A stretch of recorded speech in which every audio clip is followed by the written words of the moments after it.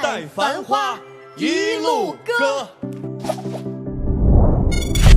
Tampil cantik dengan kebaya merah, ini momen Rosa tampil di stasiun TV Cina.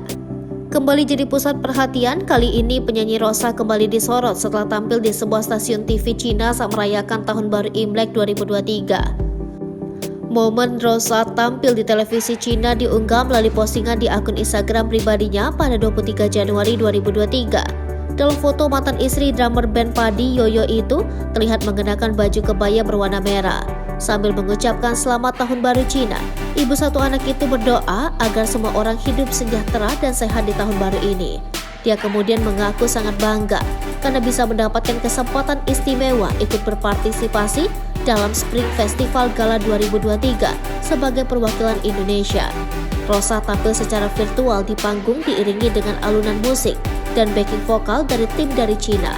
Membawakan lagu Bengawan Solo dan ditonton 1 miliar lebih orang Cina dan masyarakat luas dari seluruh dunia, benar-benar membanggakan.